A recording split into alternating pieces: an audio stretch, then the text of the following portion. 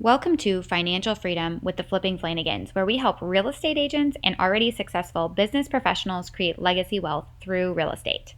We go by the Flipping Flanagans, and we don't actually flip houses very often. When you drop the F bomb a little too often, add that to a real estate background, you get the Flipping Flanagans. I'm excited. Me too. We've been like- trying to do this for, I don't know how long, a year?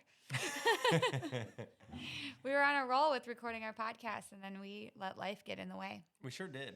And, you just start wanting to produce a better quality and you start working on getting things set up so that I keep saying you create the environment that starts making you more productive. Yeah. I feel like we've been doing a really good job of focusing on how to make the office or the surroundings more conducive to our goals and like make it a shorter timeline or shorten the amount of activities or the to-dos. Does that make sense? A little bit? Kind of. Sometimes I do, sometimes I don't. But no, like to be able to pull up and have this set up Yes. and be able to quickly get it into the computer so that it can get off to people who can actually produce it. I like that. Yes, the efficiency is, and having a space that makes you more productive. Absolutely. Love it. So we decided that today would be a good conversation about how to treat your business like a business, and specifically regard to the sole proprietor, the independent contractor, which is typically the real estate agent. Yeah. So as a real estate agent, and this is one of the reasons we've gotten a little bit behind on things like this is I've had lots of great conversations and business building conversations with agents lately, and so that's been a very awesome and time consuming project. But one of the common themes is really understanding your numbers and being able to um, so not only understanding your numbers, but understanding how to be profitable without overworking yourself. And I find that when I dig into numbers with Brad's spreadsheet that he made me, and you can plug in like an agent's productivity, and me and Brad obviously are big into real estate investing. And for us, it's like, the real estate sales is an amazing tool, and that's a great income producing activity. However, if you can use that money and those funds to purchase rental properties, real estate, improve and really gain momentum in your net worth, that's where the real snowball effect happens. And it's one of the reasons I'm at the brokerage I'm at is because I saw such a massive opportunity to be an owner in the company that I'm with. And now that I've been with the company for 5 years, it gets overwhelming and like almost emotional when I look at if I would have stayed somewhere else and not actually evaluated my business at that time, because I did look at the numbers. Brad dug into the numbers for me, and being able to do the exact same amount of production, but essentially add $100,000 to my bottom line, and talk about being more productive. I immensely got off the hamster wheel and felt like I was a more productive agent, and I was able to actually, drill in on my skills as an investor, even because we were able to. My headspace was clear, and so I don't know how to exactly explain that, but so many of us get like foggy in our business, and we're just like going on a rat race. And if we just took, a couple hours to really evaluate how we could actually improve our profitability and take home more for our families, and that's have a bigger impact and leave a true legacy with wealth building. It's so funny because when you're saying that, it makes me think about like how I like data, right? And so there's clarity in the data when you can organize it in a way that it's digestible and then almost set parameters to figure out how certain line items might stand out to you. Line items or the information on like a profit and loss. I can't just I can look at it on a like a PDF, but I always try to export the data, and if I can get it as a worksheet, and then go in and add an analytics to it, or formulas to try to identify areas for improvement. Because yes, we can add revenue, and yes, we can reduce expenses. But how do we look at each line item as a percentage of the revenue, at least when it comes to the expenses, but also as it relates to revenue? If you have multiple revenue streams or multiple line items in a real estate agent's world, I suppose you'd have your listing sales revenue, your buyer sales revenue, your fee income, and then you start to look at it and see on a individual basis how you can tweak the categories, whether it is again on the revenue or the expenses side. And so it's one of those things that ends up making it more efficient when you can process the data a lot more quickly. Yeah, absolutely. And then try not to get too analytical, so you to the point where you lose the creative. And that's something that I find myself getting stuck in. And I lose myself in the creative. Well, and then that's where the complementary relationship comes in. It's why businesses have a CFO, a CMO, a CEO.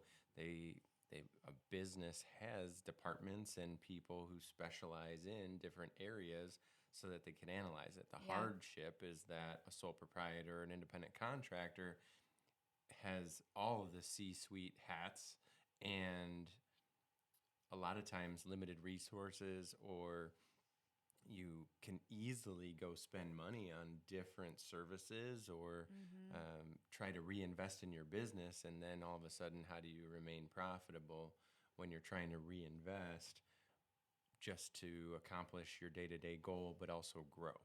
Right, absolutely. It's interesting because, when so many agents start to try and run a real estate team, and they do these commission splits differently, and then you have the fees to your brokers, and it gets really, I'd say, it like seems like it's going to be this great, awesome thing. You build this team and you're like, oh, we're going to do all these sales, and I'm going to make money, and I'm going to grow this team, and it's going to be awesome. And what ends up happening is a house sells, you get your portion, great. But then when you actually put it into a spreadsheet where you evaluate it as a whole, I know what I did 5 years ago was I realized I was basically upside down on my team. So then what was happening was my real estate sales were actually paying for my team to perform and sell houses. But it didn't, without evaluating the numbers, I would have never known that, because it looked like we were profitable. I get it, say you're on whatever split and they sell a house, you get a check, but you have all these other expenses that come into play. Office expenses, you might have a price per agent at your broker, you might have a royalty fee, there might be a broker admin fee due to your broker. And then when you add all those fees in, it's like, well, shoot, like it felt good, but it actually didn't work out. Right. Well, and then when you start a team, you feel like obligated to generate some business that you can pass on Yes. to the team. And so then you're a combination of working harder just to generate leads, or spending more money from an aggregation source that's going to help bring in the more transactional leads, or the cold leads. Speaking of, I canceled Zillow a couple years ago. That was awesome. But we use our real estate portfolio as a huge lead generation source. Gosh, right. It is literally phenomenal, because so my team benefits from this, and I think this is a really fascinating aspect that it was accidental, and this is something that we look forward to teaching other team leaders in the future. But when we've got rentals and people are in between housing, so when we go on a listing appointment and somebody's like, well, I would love to build, but I don't know where I'm going to live for 6 months if we sell my house now and the market's a little weird, so we don't know how fast your house is going to sell. We have we've got furnished houses, we've got regular rental units. So it actually gives us a competitive edge in our listing appointment. But then also, oftentimes a tenant can turn into a buyer. there's so much opportunity that we talk about creating your own economy, and it ultimately it ultimately created our own economy within. Right. We've got this real estate thing really dialed in, and it's, anytime I pick up my phone, it's almost 100% of the time I've got something in my inbox, whether it's a rental lead, a buyer lead, a seller lead, and that while it happened on accident, we've now learned how to really work that and use it as a global effect. Right. And I was talking to somebody just recently, and I said, if we're out there preaching that, oh, that was this gentleman this afternoon I met with. If I'm preaching that real estate is a solid investment strategy and home ownership will help impact you, and our loans that we offer are beneficial and affordable, and we put strategy and we help. If I'm not practicing what we preach, I'm kind of bullshitting, right? Like, there's so many who just jump into this business like a service provider and then want to serve kind of deeper. But if you're not in it every day, it's like this ancillary benefit that I tell customers or um, real estate partners. My day-to-day involvement as a real estate investor, as a buyer, and as a seller, time and time again each year, leads to this added value where when a strange situation pops up, which inevitably it does on almost Always. every transaction, Yep. we can give insights and not be in this unfamiliar territory. We can actually share, oh, this may not be exactly what we experience, but it's similar to this transaction, and here's how we navigated it. And found that is just an extra benefit. So in times where somebody who's been in the business for a little while, they ask, like, how do I take it to the next level? How do I increase my productivity or my visibility to the market? I say start buying more real estate. Yeah, it's awesome because how fun is it when you own a house and you can go, you're trying to work on your social media skills. Going to your own house and being able to video, hey, we're about to put this house on the market for rent, or we're about to paint these cabinets, and what color, asking your clients or your people on Facebook what colors they would pick. It gets the engagement up. It's super fun. It's personal. It's you. So like it's a total win when it comes to social media. And I know several people are working on their social media presence, and it's the easiest way, in my opinion, to be authentic online. Right. It's you're not at somebody else's house and worried about, oops, did I say the wrong thing, or would the seller, find whatever it is. And I'm over all that now, but I used to think through those things. But when it's your own house, it's like, who cares if you misspeak, comment later on the post and say, this is what I meant to say or whatever. But I just think it's real. It's authentic. Like, hey, I'm just trying to give the insights, because people think like of the TV shows and like there's the Hollywood version and there's the real life version. And I'd rather be the real life version, because then it really does inspire people to, I don't know, take some action. Yeah. And, I think too, right now, people are over the filters, right? Like, I know I am. And I found myself like already, like if I'm looking at ads and stuff, if something looks overly perfect, I'm already moving on. Too good to be true. Too good to be true. And so I encourage you to be like, just like I went on Facebook Live today with Christina, and it was, I didn't really, it was my hair done from yesterday still. And I told her I would stop by her model and check out her house. And I was like, oh my gosh, it was, we didn't even know what we were doing. Like, I was just going to stop by and say hi to my friend. And then next thing I know, I'm like, dude, we're going to go, this house is freaking awesome. We're going to do a Facebook Live right now. I hopped on live, went through it, and it was real though. Like, there's nothing, we had conversation throughout the video, and like a lot of us overthink, like, oh, I don't want to go Facebook Live, I'm scared and whatever. But it's like, just being authentic actually is an ultimate win. And that's who your client, when you go and meet people in real life, that's who you are. That's okay if that's also who you should be online. Right. If I'm, I don't get perfect to go being a client every time. Most of my clients are referrals or repeat business clients, which is awesome, and I'm very blessed to be able to do that. But they don't like my clients don't expect me to show up dressed to the nines. Like that's just not who I am. This is who you get. Well, and it helps too. I've even been trying to work on simplifying the wardrobe because at the end of the day, you can only make so many decisions and still have energy left to make good decisions. So if you're putting your focus on getting ready and what to wear and what people are going to think, you might not have as much energy or Yeah. strength or brain power to. It might seem like it's a simple decision, but I know I've had those moments standing in the closet, like, what the hell am I going to wear today? And now I'm running out of time, and then I'm stressing myself out. Like, forget it. Just put your effort into the things that really matter and give you the best outcome. I think. I don't know.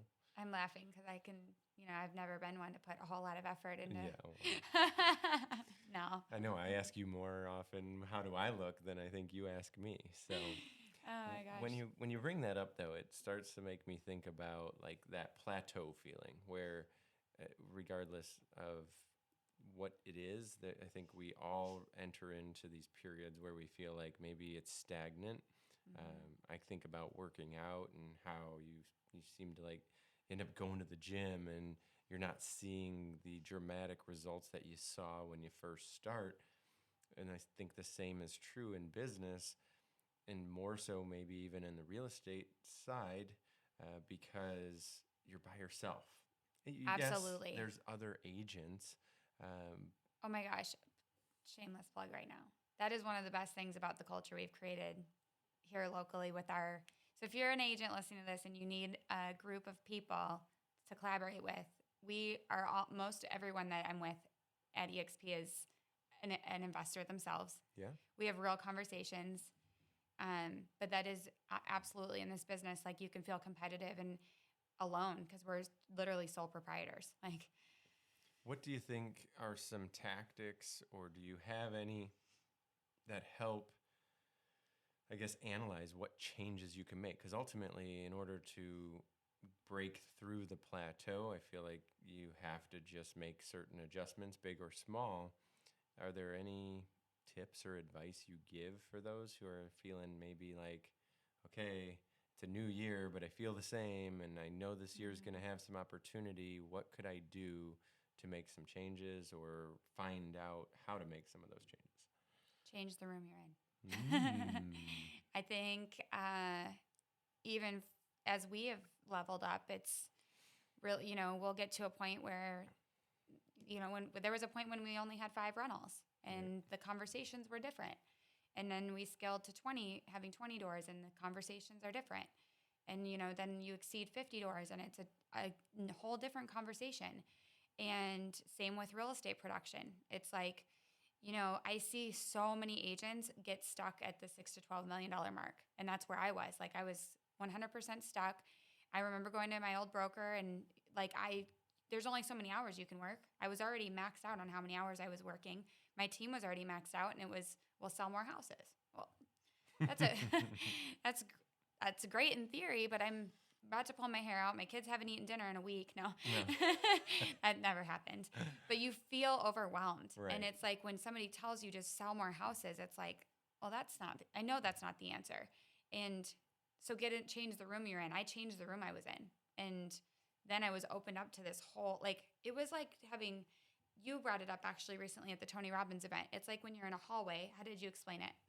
When you can't see. Oh, right. Well, like you got to see around the corner, Yeah. and or your perspective, it changes just by moving a couple of inches. Like, and the easiest way to have dramatic effect is if you happen to have a way to stand where you're too close to the wall and you can't see, and you just take a couple steps out, and now you see this whole room right around the corner.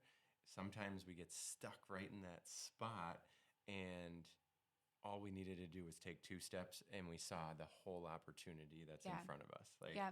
crazy. And I heard it. I think I've probably heard it more times than I've heard it since I realized what it actually means.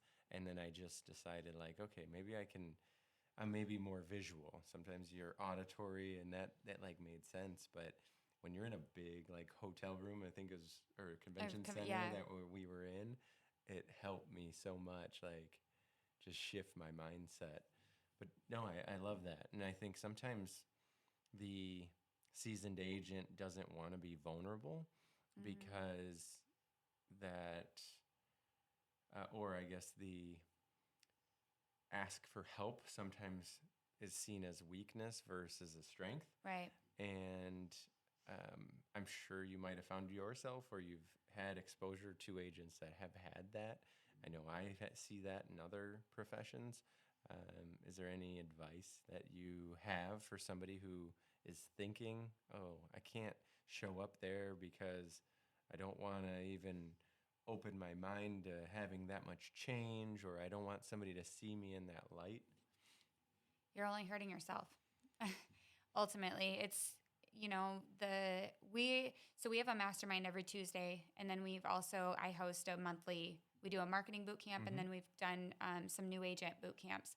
But we're not broker specific when we host those. We invite everybody, and I will say, like, the people who show up, and I'll ask permission. I'm like, hey, we'll make sure you're not tagged. We don't want anyone to know that you're here necessarily. Oh, We're like not some trying to, privacy. we're very respectful of your privacy. But when they get in the room, they're like, oh, after what you just taught me, I don't care. Like, I'm so appreciative that I showed up here today. Not necessarily what I taught, but like, even the collaboration Mm-hmm. that's in the room, it's like, it's so different. It is so cool. Like, to be able to experience this, because I remember sitting in a mastermind before at a previous brokerage, and you're sitting at a table similar to what we're sitting at. It was like 12 of us in the room, and all of us very similar production. Mm-hmm. Well, we all got there. I want to know how to get there. Like, putting me at a table with people who are doing the same thing I'm doing. Yes, we're exchanging ideas and we're talking about the market, but I want to know how to get there. And I used to say double my business, but now I just read that book. 10x is 10x easier better than the than new 2x. So I don't want to double my business anymore. I want to 10x it. So, if you, where was I going with that? I kind of lost my train of thought when I said the two. Oh, but like, I want to go up there. I Mm-hmm. want to learn from those people. And that's what was so fascinating when I made the switch, and all of a sudden it was like the blinders came off. Like, I had tunnel vision. I was only learning from agents in Omaha, Nebraska. That's what my broker exposed me to. It was Mm-hmm. just Omaha, Nebraska agents. And then all of a sudden I made the switch, and now I have access to 92,000 agents across the entire world. And I can tell you that there's people doing big things in different places that we can benefit from here in Omaha, Nebraska. So then my marketing was elevated because I'm learning from people who are true digital marketing experts. I'm learning from people who know how to do things on a much higher scale than me. I learned how to run my team differently. Like, I learned how to be a better leader. I just had an event that totally unrelated women, like, we just happened to meet. Did a speaking engagement for EXP in St. Louis, and met these wonderful women, and we ended up having like a little get together at our house in Colorado Oh, for yeah. 3 days. And the amount of collaboration that was in that, I mean, we might have had one full day together between delayed flights and everything that happened because of the weather. And it was freezing cold. It was like negative freaking 14 in Colorado for this. But the amount of exchange, like, I can tell you, we're open. We weren't like, oh, I'm only gonna tell you, I don't want you to be competition, so I'm only gonna tell you a little bit, which is how I used to Right. feel. And that only contributes more to that. I feel alone in this business, even though you might be at a huge brokerage and you guys get together and do team meetings, but you feel alone because you are competitive. Mm. Whereas now it's like the collaboration, like, we want each other to grow. We're a publicly traded company. If we all grow, our stock grows. We all benefit from it, and it's like the most amazing thing I've ever experienced. And it's like I get so emotional because, man, I mean, I broke out. I could cry right now. Like, how much we help each other. And then one of the people, the moms I was with, Jessica Hensley, she's uh, yesterday I was texting with her, and I was like, hey, I'm looking to hire somebody for the position that you helped me structure. can I ask you about compensation? She's like, let's hop on a Zoom right now. Like Yeah. nobody feel like we're not too busy for each other. We truly are like this, like it's like we're bonded on a different level. And she doesn't benefit from me. Like we benefit from each other, helping each other grow, but like financially there's no benefit to each other. And it's just so powerful. I think that's like the meaning of life, if you will. Mm-hmm. And we've been in certain boot camps, workshops, seminars, masterminds, whatever, and that synergy is just there. Yeah. And when it's more collaborative, another topic that came up today, I was like, if you go back to the feeling that we had in, say, 9/11, like how tight you were and how Yeah. American patriotism, my neighbor, I'm going to take care of them, they're going to take care of me. I feel like more connected. And then COVID comes around and it's almost like that never freaking happened. And we have Yeah. to stay away from each other and don't shake hands or hug, God forbid. And everything is so much more powerful when you're coming from the heart Yeah. and 100%. you're truly invested in that person.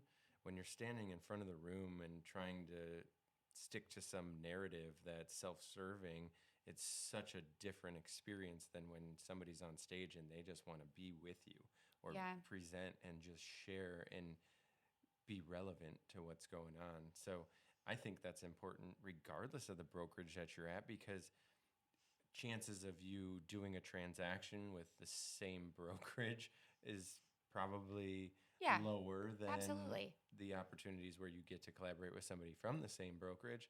And at that point, it's like you can come into it collaboratively, or you can come into it Yeah. with animosity or competitiveness, like I'm going to beat you Yeah. and just do a better job for my seller than you can do for your buyer, when at the end of the day, It's the supposed to be a win-win, yeah, by the way. the It's like job's a rule to in our industry. yeah, help keep the transaction fair and equitable and keep the emotions out of it and Yeah. ethical. And um, Yeah. that's why I love when I am working with an agent on the buy side and they just so happen to find a listing that's represented by somebody I have a good experience working with, and then I can almost lobby for the each side, and I'm like, oh my gosh, Dan's awesome and Jamie's so sweet, and like I hope you guys really get a chance to connect and continue to go out there and Yeah. help our community versus keep that Yeah. super competitive, like almost unfriendly competition going. I love that we have that. Like we hang out with doesn't like there's like all of our friends are everywhere and they're different brokerages and they're different like who you would if you saw us all hanging out you'd think oh they're all competitors but it's the best. Oh my gosh, I It feel is. so lucky to have that the relationships that we do. Yeah. And So when they know that you're for the benefit of being really good at the yeah. the practice that you're in. I love when you're rewarded for just taking care of people. Yeah. It's more fulfilling, and at the end of the day, yes, we do this to get a paycheck, but that paycheck is not what gets you excited. It's the message at the end where it says, I'm the first person to become a homeowner in my family. Like, Yeah. holy cow. And it doesn't, I'm blown away that it's almost a stronger emotion Yep. And the almost paycheck. 20 Yeah. years Yeah. in than the early years. Yeah. The paycheck is not what matters in this business for Yeah. sure. It is a benefit, but yeah, the emotions and the changing people's lives is really it's if you're in it for that, you're going to be wildly successful. And I And know we got off into tangents and our goals to kind of talk about leveling up, but I think leveling up requires a shift in the mindset, so it's not necessarily too far off of the tangent. Um, Outside of the mindset shift, but from an organizational standpoint, when you have your financial house in order from the business analysis standpoint, and then you start talking about scaling yeah, between personnel and systems, is there anything worth touching on? you know, I this is, I think, a good opportunity that's what we do. Like if you wanted, if you're listening to this and you're questioning, gosh, I don't know if my financial, like I don't know if my business is where it should be. And that would be sitting down. We do one-on-one consultations. We plug all the numbers into the spreadsheet that Brad made, and we really look at it side by side with what you're currently, experiencing. And we take lots of things into consideration. It's not just the numbers. Again, it's, you know, the work-life balance we joke about. It's not really a thing to us, but really getting your time back, because that was one of the things, when I'm evaluating, when I made the switch, I had no idea I got all this time back. But I sold the same amount of, I actually sold more houses and did it in less man hours. Like, Right. which when I saw that was, yeah, I literally saved $92,000 over what I would have been paying, but I got my time back. So like, I don't even know how to put a dollar amount on that, but that's what we're going to analyze. And we're going to spend some time digging into your goals. They always, there's a joke of, when's the last time you went to a real estate agent's retirement party? Well, your transaction is transaction. So Oh, I'm going to keep that one. that's, something else to really consider. So, it's just really evaluating all that. So that would be getting in touch with us. We're on Facebook. We're on YouTube. It's Brad and Jamie Flanagan. I think it's Wealth Through Real Estate now. So basically, if you search Brad and Jamie Flanagan Wealth Through Real Estate, you'll find our Facebook accounts. You'll find our YouTube, and then just get in touch with us. So we've got bradandjamieflanagan.com. I don't have a link for a free consult on there. I'm gonna add that. So Yeah, we have like Linktree, and then I have Calendly in there. oh, on that page. Yeah. Okay. But if you can't find us through just like a Google and a social media search, The links will be we're on not the doing our podcast. job. So yes, there's that. Obviously, if they're listening to this, they will get that there. Well, any final thoughts? I don't. I'm looking forward to connecting with some people after this to dig into their numbers. Well, I'm glad to have snuck away from the household for a little while on a Sunday night. It's kind of like a date night. This is our date night. I enjoy it, and Me too. hope to be more consistent in bringing these together and impacting some lives significantly. Yes. I'm excited. Me too. Me too. Thank you so much for listening to today's episode. We hope you'll hit that subscribe button to stay in touch.